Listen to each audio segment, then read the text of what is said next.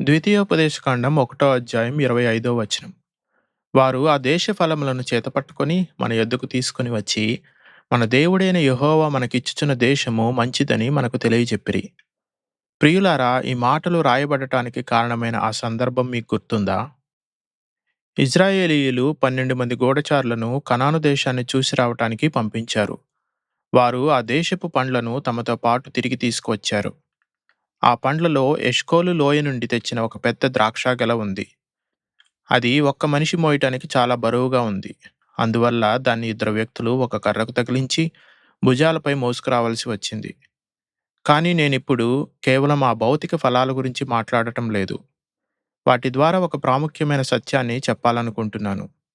ఆ గూఢచారులు తాము తెచ్చిన పండ్ల ద్వారా కనాను దేశపు సమృద్ధిని ఎలా తెలుసుకున్నారో, అలాగే మనం కూడా ఒక విషయాన్ని తెలుసుకోవచ్చు.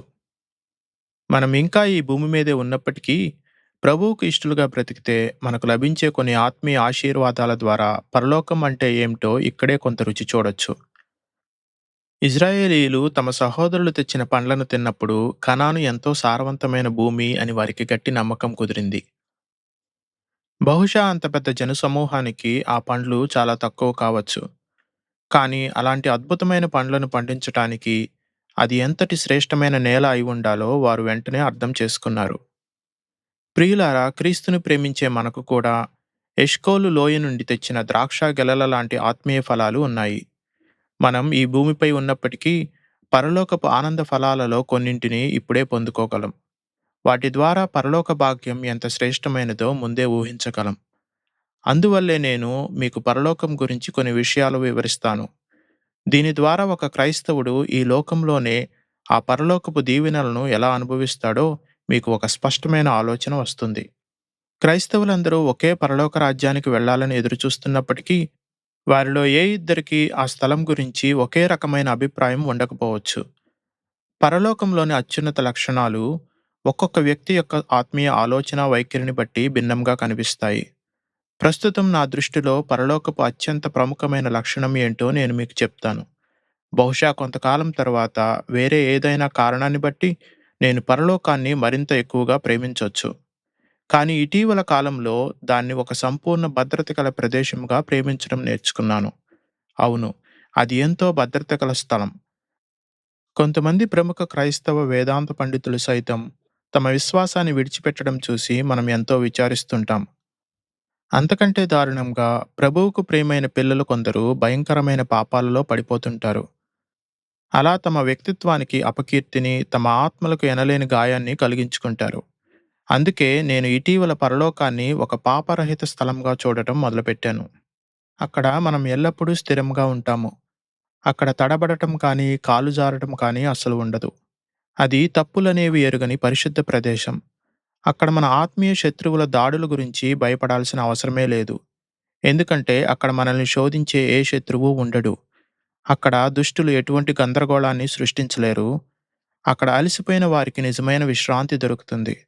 అందుకే నేను దాన్ని సంపూర్ణ సురక్షితమైన ప్రదేశంగా చూస్తున్నాను.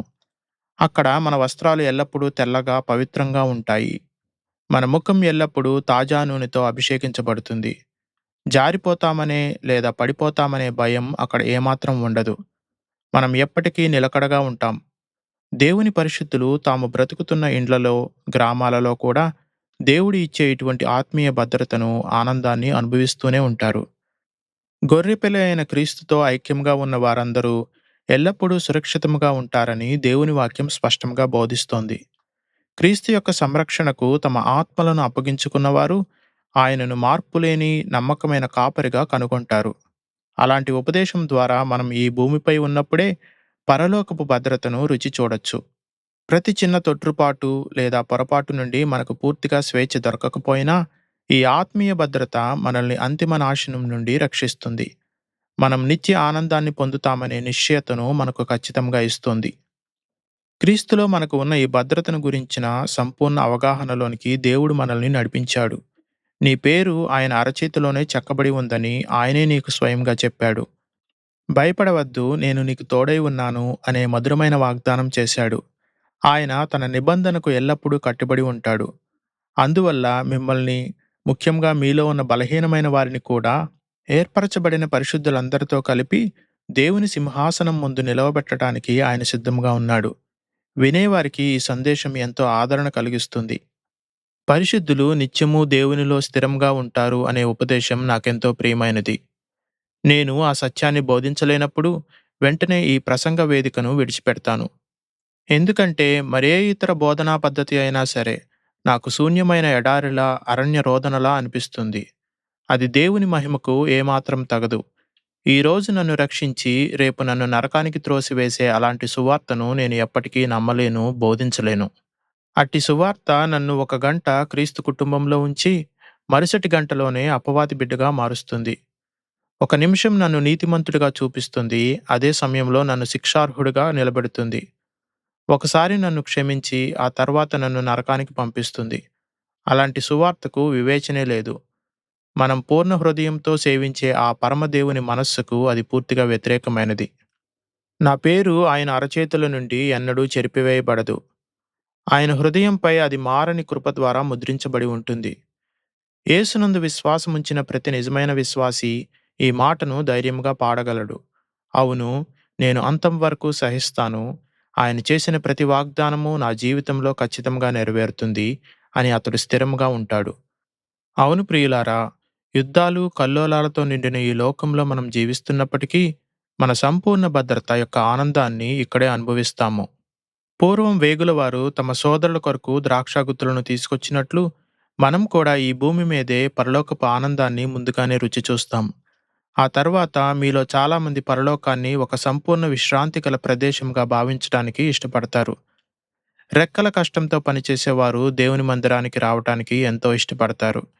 ఎందుకంటే వారు అక్కడ ప్రశాంతంగా కూర్చొని దేవుని వాక్యాన్ని వింటూ తమ అలసిన శరీరానికి ఎనలేని విశ్రాంతిని పొందుతారు. తమ నుదిటిపై ఉన్న చెమటను తుడుచుకుంటూ పరలోకంలో తమ శ్రమలన్నీ ఒకరోజు ముగుస్తాయని ఆశగా ఎదురుచూస్తూ ఆనందంతో పాటలు పాడుతుంటారు. పరలోకం గురించిన ఈ ఆలోచన నిజంగా చాలా సుందరమైనది. ఈ ఆకాశం కింద నాకు ఎప్పటికీ సంపూర్ణ విశ్రాంతి లభించదని నాకు బాగా తెలుసు. అత్యంత కఠినంగా శ్రమను కోరే యజమానులలో ఈ లోకంలోని క్రీస్తు సంఘం కూడా ఒకటి. నేను దాన్ని ఎంతో సేవించాను. అయినా అనేక మంది క్రీస్తు బోధకులే నన్ను నిరంతరం వేటాడుతున్నారు. ఏ మానవ శక్తికి సాధ్యం కాని అసాధ్యమైన పనులను చేయమని వారు నా నుండి ఆశిస్తున్నారు. నేను పడిపోయే వరకు ప్రభువు కొరకు శ్రమించడానికి సిద్ధంగా ఉన్నాను. కానీ అంతకు మించి నేను ఏమీ చేయలేను. నేను ఎక్కడికి వెళ్ళినా నాపై నిరంతరం విమర్శల దాడి జరుగుతూనే ఉంటుంది. నా సమాధిలో నిద్రించే వరకు నాకు ఈ భూమిపై విశ్రాంతి దొరకదు. అందుకే నేను ఆనందంతో నిండిన ఆ పరలోకము కొరకు ఎంతో ఎదురుచూస్తున్నాను. నేను చేసే ఈ సేవ నాకు ఎంతో ప్రియమైనదే అయినప్పటికీ ఇది ఎంతో ప్రయాసతో కూడుకున్నది. పరలోకంలో నాకు ఈ శ్రమ అంతటి నుండి పరిపూర్ణ విశ్రాంతి దొరుకుతుంది. మీ జీవితాల్లో మీరు కూడా మీరు అనుకున్న లక్ష్యాన్ని సాధించడానికి చాలా కాలంగా ప్రయాసపడుతున్నారు. అందుకే మీరు పరలోకానికి చేరుకున్నప్పుడు ఎంతో సంతోషిస్తారు. ఈ లోకంలో మీరు కొంత ధనాన్ని సంపాదించడానికి రాత్రింబగళ్ళు శ్రమిస్తున్నారు. అది సాధించాక కొంచెం విశ్రాంతి దొరుకుతుందని ఆశిస్తున్నారు. మీరు పరలోకాన్ని ప్రేమిస్తారు. ఎందుకంటే అది భూమిపై ఉన్న పేద, అలసిపోయిన పోరాట యోధునికి దేవుడిచ్చే నిత్య విశ్రాంతి స్థలం. మీరు దాన్ని ఒక మధురమైన విశ్రాంతి ప్రదేశంగా ప్రేమిస్తారు. క్రీస్తుని విశ్వసించిన మనం ఖచ్చితంగా ఆ నిత్య విశ్రాంతిలోనికి ప్రవేశిస్తాం. అక్కడ నీ క్షేమము నది వలె ప్రవహిస్తుంది. నీ నీతి సముద్ర తరంగాల వలె ఉప్పొంగుతుంది. దేవుడు తన ప్రజలకు అటువంటి అద్భుతమైన విశ్రాంతిని ఇవ్వగలడు. ఈ లోకంలో మనకు తుఫాను లాంటి పరీక్షలు, చేదైన కష్టాలు ఎదురవుతాయి. కానీ నా ప్రాణమా, యెహోవా నీకు క్షేమం విస్తరింపచేసి ఉన్నాడు అని ధైర్యంగా చెప్పడం మనం నేర్చుకున్నాము. మీ జీవితంలో గొప్ప కష్టాలు వచ్చిన సమయంలో మీరు ఎన్నడూ మీ వ్యక్తిగత గదిలోనికి వెళ్ళి మోకరిల్లి దేవుని ముందు మీ హృదయాన్ని కుమ్మరించలేదా? మీరు అలా ప్రార్థించిన తర్వాత మీ మనస్సుకు ఎంతో ప్రశాంతత, విశ్రాంతి దొరికినట్లుగా మీకెప్పుడూ అనిపించలేదా? ఆ దైవిక విశ్రాంతిని పొందిన తర్వాత కష్టాలు వరదలా వచ్చినా, దుఃఖము గాలివాన వలె విరుచుకుపడినా మీరు వాటి గురించి ఏమాత్రం భయపడరు. మీ చుట్టూ యుద్ధాలు, కల్లోలాలు చెలరేగుతున్నప్పటికీ మీరు సంపూర్ణ శాంతిని కలిగి ఉంటారు. ఎందుకంటే మీరు క్రీస్తు అనే గొప్ప రక్షణ కవచాన్ని ఆశ్రయించారు. ఓ క్రైస్తవుడా, ఆ కదల్చలేని విశ్రాంతిని, ఆ ప్రశాంతమైన, నిర్మలమైన నెమ్మదిని నీవు నీ లోతైన కష్టాలలో కూడా క్రీస్తుకు సమీపముగా ఉండటం ద్వారా అనుభవించావు. పరలోకం అంటే కేవలం విశ్రాంతి స్థలం అనే ఆలోచన కొంతమంది సోమరిపోతులైన క్రైస్తవులకు కూడా బాగా సరిపోతుంది. కాబట్టి దానికి పూర్తిగా భిన్నమైన, మరింత మహిమకరమైన మరొక విషయాన్ని నేను ఇప్పుడు మీకు చెప్తాను. ఈ లోకంలో ఒక మనిషి చేయగల అత్యంత ఘోరమైన పాపాలలో ఒకటి సోమరితనంగా ఉండటమే అని నేను భావిస్తున్నాను. నేను ఒక తాగుబోతునైనా దాదాపు క్షమించగలను, కానీ సోమరిపోతుగా మారిన వ్యక్తిపై దేవుని దయ చాలా తక్కువగా ఉంటుంది. పూర్వం దావీదు మహారాజు ఘోర పాపం చేసినప్పుడు పశ్చాత్తాపపడటానికి ఎంత బలమైన కారణం ఉందో, దేవుని ముందు పశ్చాత్తాపపడటానికి ఒక సోమరిపోతుకు కూడా అంతే బలమైన కారణం ఉందని నేను అనుకుంటున్నాను. దేవుడు ఏ మనిషిని కూడా సోమరిగా కూర్చోవటానికి ఈ లోకంలోనికి పంపించలేదు. తాము ఎంతో శ్రమిస్తున్నామని పైకి చెప్పుకునేవారు కొందరు ఉన్నారు. కానీ వారు సంవత్సరాల తరబడి దేవుని కోసం ఏ పని చేయరు. పరలోకం గురించిన మరొక అద్భుతమైన ఆలోచన ఏమిటంటే, అది నిరంతరం దేవునికి సేవ చేసే స్థలం. అది దేవుని పవిత్ర ఆలయంలో రాత్రింబవళ్ళు ఆయనను ఆరాధించే స్థలం. అక్కడ పరిశుద్ధులకు అలసట అనేదే తెలియదు, వారికి నిద్రతో పనే లేదు. అసలు దేవుని పని చేయటంలోని ఆ మాధుర్యం మీకు తెలుసా? క్రీస్తు సేవలో నిమగ్నమై ఉండటమే జీవితంలో అన్నిటికంటే ఉత్తమమైన ఆనందం. నేను సువార్త బోధించని రోజు ఏదైనా ఉందంటే నాకు చెప్పండి. నేను సంతోషంగా లేని రోజు ఏదో నేను మీకు చెప్తాను. ఏ దినమున నేను సువార్తను ప్రకటిస్తూ క్రీస్తు కోసం ప్రయాసపడతానో, అది సాధారణంగా నాకు ఎంతో ప్రశాంతమైన, ఆనందంతో కూడిన దినంగా మారుతుంది. దేవుని సేవ చేయటమే నిజమైన ఆనందం. ఆయనను స్తుతించటమే పరమ సంతోషం. ఆ పరమ తండ్రి కోసం శ్రమించటం అనేది ఒక మానవుడు ఈ భూమిపై తెలుసుకోగల అత్యున్నత భాగ్యం. నిత్యము ఆయన స్తుతులను పాడుతున్నా గొంతు ఎంతమాత్రం పొడిబారకపోవటం ఎంత మధురమో కదా. నిరంతరం ఆత్మలో రెక్కలతో ఎగురుతున్నా అలసిపోకపోవటం ఎంతటి ఆశీర్వాదకరం. ఎల్లప్పుడూ పరలోకంలో దేవుని సింహాసనం చుట్టూ తిరుగుతూ ఒక్కసారి కూడా కాసేపు తలవాల్చాలి అనిపించకపోవటం ఎంతో అద్భుతమైన విషయం. ఒక్కసారి కూడా అలసటను అనుభవించకుండా ఉండటం ఎంత భాగ్యం. ఇక పని ఆపేద్దాం అనిపించే ఒక చిన్న వేదన కూడా అక్కడ కలగదు. ఆ నిత్యత్వం ఉన్నంత వరకు ఎప్పటికీ సేవ చేస్తూనే ఉండటం ఒక గొప్ప ఆనందంగా మారుతుంది. రాత్రింబవళ్ళు ఆయన ఆలయంలో దేవుణ్ణి సేవించటం, అది నిజంగా ఒక పరలోక అనుభవమే అవుతుంది. మీరు ఈ భూమిపై దేవుణ్ణి సేవిస్తూ ఆ పరలోక అనుభవాన్ని కూడా ఇక్కడే కొద్దిగా రుచి చూస్తారు. మీలో ప్రతి ఒక్కరూ దేవుని కోసం శ్రమించటంలోని మాధుర్యాన్ని ఇంకా ఎక్కువగా తెలుసుకోవాలని నేను ఆశిస్తున్నాను. ఎందుకంటే దేవుని పనిలో చేసే శ్రమ శారీరక చెమటను కలిగించినప్పటికీ అది ఆత్మకు ఎనలేని మాధుర్యాన్ని ఇస్తుంది. ప్రత్యేకించి క్రీస్తు కోసం శ్రమించడం ఎంతో ధన్యత. ఆ దైవ కార్యానికి ముందే ఒక మంచి సంతృప్తి ఉంటుంది. ఆ పని చేస్తున్నప్పుడు ఒక నిండుతనం ఉంటుంది. ఆ పని ముగిసిన తర్వాత ఒక ప్రశాంతత ఉంటుంది. అలాగే ఆ పని యొక్క ఆత్మీయ ఫలితాల కోసం ఎదురు చూడటంలో ఒక సంతోషం ఉంటుంది. మరి ఆ ఫలితాలను మనం పొందినప్పుడు గుండె నిండా గొప్ప సంతృప్తి కలుగుతుంది. క్రీస్తు కోసం ఇక్కడ శ్రమించటం అనేది నిజంగా పరలోక జీవనానికి ఒక గొప్ప సిద్ధపాటు. అది పూర్తిగా పరలోకం కాకపోయినా దాని అత్యంత సంతోషకరమైన ముందస్తు అనుభవాలలో ఒకటి. ఓ క్రైస్తవుడా, సజీవుడైన దేవునికి కృతజ్ఞతలు చెల్లించు. మీరు మీ పరమ యజమాని కోసం ఏదైనా చేయగలిగితే, ఆయన సేవలో కనీసం ఒక చిన్న పనినైనా చేయటం మీ అదృష్టమైతే దేవునికి స్తుతులు చెప్పుము. ఎందుకంటే అలా చేయటం ద్వారా ఆయన మీకు ఎష్కోలు లోయలోని మధురమైన ద్రాక్ష పండ్లను ఇక్కడే రుచి చూపించాడని గుర్తుంచుకో. కానీ ఓ సోమరులారా వినండి. మీరు ఆ పెద్ద ద్రాక్షాగెలను మోయటానికి ఇష్టపడని సోమరిపోతులు కాబట్టే మీకు ఆ ఆత్మీయ ద్రాక్షలు లభించటం లేదు. మీరు వాటిని సేకరించే కష్టం లేకుండానే ద్రాక్ష పండ్లను తినాలనుకుంటున్నారు.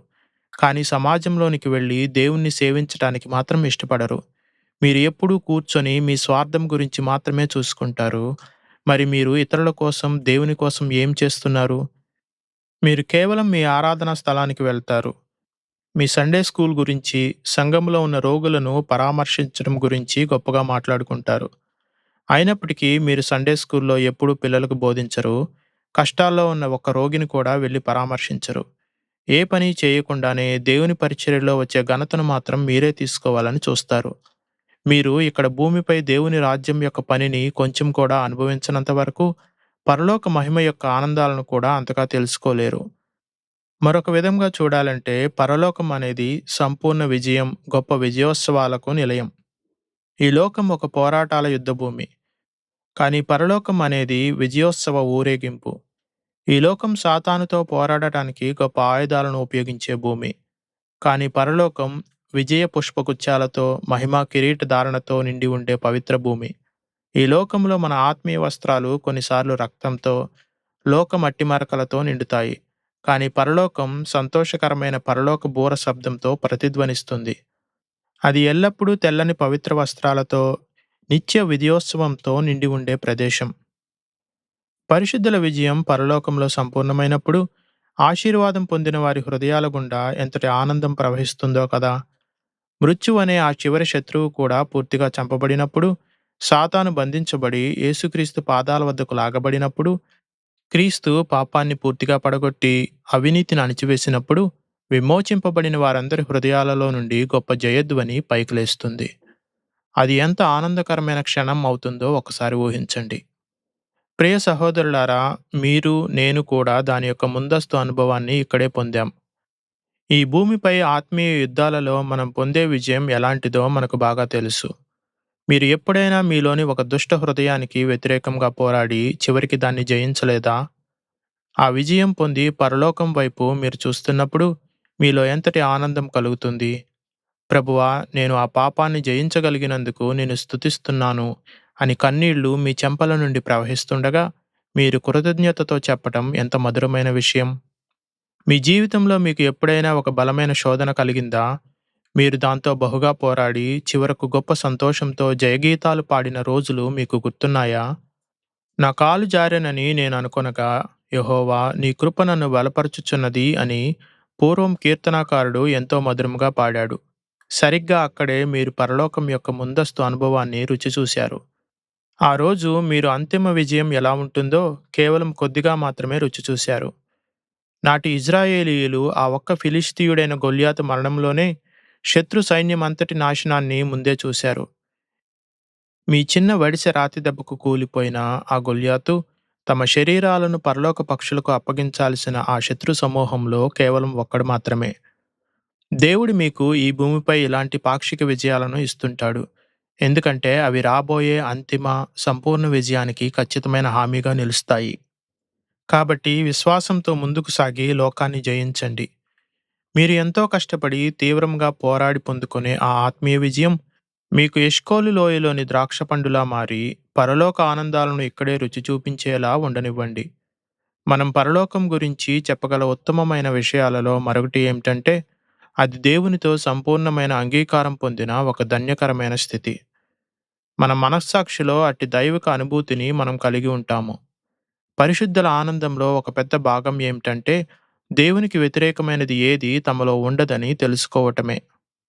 దేవునితో వారికి ఉన్న ఆ పవిత్ర సమాధానాన్ని పాడుచేసేది అక్కడ ఏదీ ఉండదు. వారు మహోన్నతమైన దేవుని ప్రతి నిబంధనతోనూ, ఆయన ఆలోచనలతోనూ పూర్తిగా ఏకీభవిస్తారు. ఆయన ప్రేమ ఎల్లప్పుడూ వారిపై ఉంటుంది. వారి ప్రేమ ఆయనపై ఉంటుంది. వారు ప్రతి విషయంలో దేవునితో ఒక్కటిగా కలిసిపోతారు. అలాగే ప్రియులారా, మనం ఇంకా ఈ భూమిపై ఉన్నప్పటికీ దేవుని చేత అంగీకరించబడటాన్ని ఇప్పుడే అనుభవిస్తున్నాం కదా.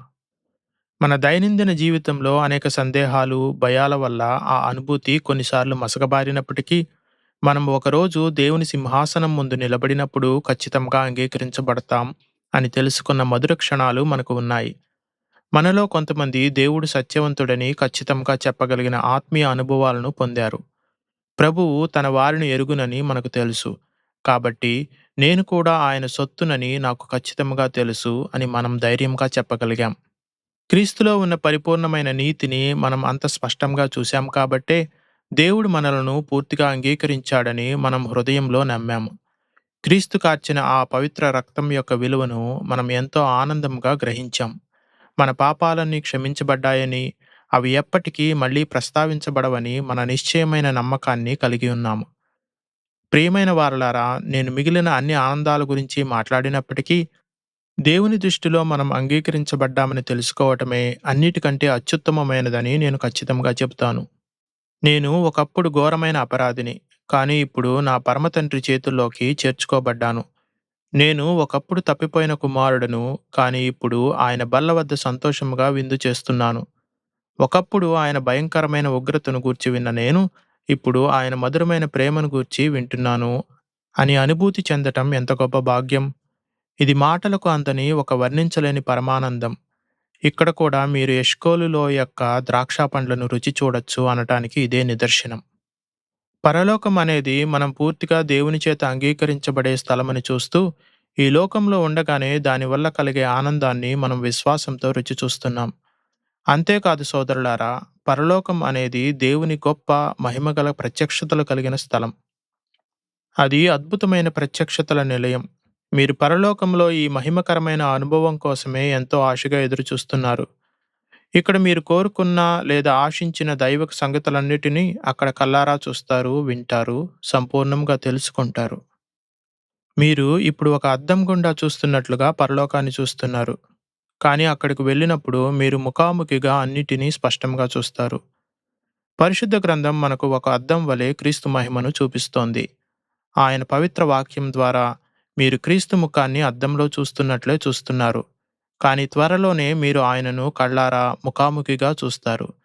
అందుకే మీరు పరలోకాన్ని ఒక ప్రత్యేకమైన ప్రత్యక్షతల స్థలంగా ఆశగా ఎదురుచూస్తున్నారు.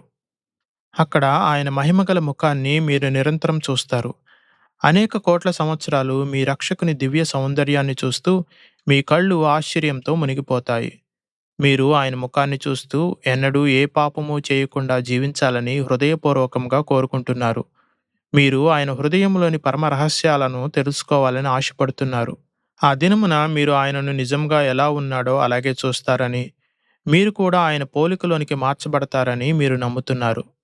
ప్రియులారా, క్రీస్తు పరలోకంలోని దేవదూతలకు, పరిశుద్ధులకు తనను తాను ప్రత్యక్షం చేసుకున్నట్లుగా, ఇక్కడ భూమిపై మనకు భౌతికంగా ప్రత్యక్షం కాకపోవచ్చు. అయినప్పటికీ మనం లోతైన దుఃఖంలో ఉన్నప్పుడు కొన్ని ఆత్మీయ ప్రత్యక్షతలను అనుభవించలేదా? మీకు కల్వరి శిలువ యొక్క ఆత్మీయ దర్శనాలు కలుగలేదా? మీ పరమ యజమాని కొన్నిసార్లు మీ కళ్ళను తాకి ఆయనను ఆ శిలువపై నమ్మకంతో చూసేలా చేయలేదా? మీకోసం ఆయన హృదయం నుండి పవిత్ర రక్తాన్ని కార్చడం చూసినప్పుడు, మీ నిమిత్తము ఆయన శిలువకు కొట్టబడటం ధ్యానించినప్పుడు, మీరు ఆనందంతో దుఃఖంతో కన్నీళ్లు పెట్టలేదా? అవును, మీరు మీ ఆత్మలో ఆయన యొక్క ప్రత్యక్షతలను చూశారని నాకు బాగా తెలుసు. మరి మీరు ఆయనను ఆయన పునరుత్థాన మహిమలో చూడలేదా? అక్కడ ఆయన తన పరలోక సింహాసనంపై అత్యున్నతుడిగా ఆసీనుడై ఉన్నప్పుడు ఆత్మలో ఆయనను దర్శించలేదా?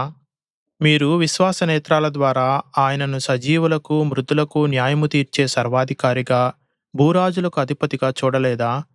లోకంలోని అన్ని సామ్రాజ్యాల కిరీటాలు ఆయన పాదాల కింద ఉన్నట్లు, అన్ని సింహాసనాల రాజదండాలు ఆయన చేతిలో ఉండటం మీరు చూడలేదా? అప్పుడు ఆయన తన అపరిమితమైన శక్తితో మొత్తం భూమిని పరిపాలిస్తాడు. అవును, మీరు వీటన్నిటినీ ధ్యానించినప్పుడే పరలోకం యొక్క ముందస్తు అనుభవాన్ని ఇక్కడే పొందారు. క్రీస్తు మీకు తనను తాను బయలుపరుచుకున్నప్పుడు మీరు ముసుగు వెనుక నుండి చూస్తున్నట్లే చూశారు. మీరు ఇక్కడ ఉన్నప్పుడు యేసు యొక్క కొద్దిపాటి మహిమ ప్రకాశాన్ని మాత్రమే చూడగలిగారు. కానీ ఇది కేవలం ఆరంభం మాత్రమే. ఆ ఆనందకరమైన స్తుతి శబ్దాలు, కృతజ్ఞతా గీతాలు, పరలోకంలో మనం పాడబోయే నిత్య గీతాలకు కేవలం ముందు మాట మాత్రమే. మరి ఇప్పుడు చివరగా పరలోకం యొక్క అత్యున్నతమైన లక్షణం ఏమిటంటే, అది అత్యంత పవిత్రమైన, ఆనందకరమైన పరిశుద్ధుల సహవాసం గల స్థలం. దేవుని వాక్యంలో వివరించబడిన పరలోకపు వివిధ అద్భుత లక్షణాలలో నేను మీకు వివరించగలిగింది కేవలం సగభాగం కూడా లేదు. అది అన్నింటికంటే ఉత్తమమైన సహవాసం. దీని గురించి లోకంలో చాలా తక్కువగా రాయబడింది. ప్రియులారా, చర్చిలో ఆశీర్వాదం ఇచ్చేటప్పుడు పరిశుద్ధాత్మ సహవాసం మీ అందరికీ తోడైయుండునుగాక అని దైవజనులు చెప్పటం మీరు ఎప్పుడూ వింటూనే ఉంటారు. కానీ ఆ సహవాసం అనే మాటలోని మాధుర్యమైన ఆత్మీయ అర్థం తెలియని వారు మీలో చాలామంది ఉన్నారు. మీకు చెడ్డదైన మానవ హృదయం గురించి మాట్లాడటం ఇష్టమైతే ఎప్పుడూ దాని గురించే ఆలోచిస్తూ కూర్చోండి. నాకు మాత్రం సహవాసం అనే మాట వింటేనే ఎంతో మధురంగా అనిపిస్తుంది. మీకు లోక కష్టాల గురించి మాట్లాడటం నచ్చితే దానిపైనే ఎక్కువగా సమయం వృధా చేస్తారు. కానీ నాకు మాత్రం ఎప్పుడూ ఆత్మీయ ఆనందాన్ని ఇచ్చేది ఆ ప్రభువుతో ఉండే సహవాసమే.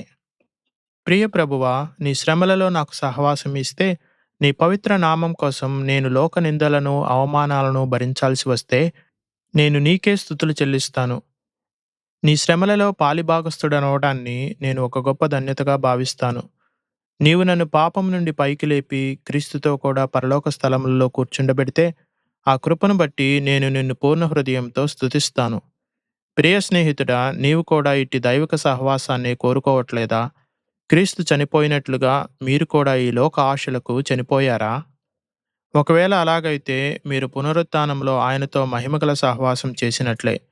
ఆయనలాగే మీరు కూడా ఒక నూతన ఆత్మీయ జీవితానికి లేపబడ్డారని మీ హృదయంలో భావించరా? మీరు ఆయన ఆరోహణలో సహవాసం కలిగి ఉన్నారా? అలాగైతే మీరు పరలోకంలో దేవుని సింహాసనానికి వారసులని ఇప్పుడే తెలుసుకోగలరు. పరలోకంలో ఉండటం అంటే యేసు రొమ్ముపై ఆనుకుని నెమ్మది పొందటం. పరలోకంలో ఉండటం అంటే నిరంతరం యేసుతో ముఖాముఖిగా మాట్లాడటం, ఆయన పవిత్ర పాదాల వద్ద కూర్చోవటం, మన హృదయం ఆయన హృదయానికి అత్యంత సమీపంగా ఉండటం.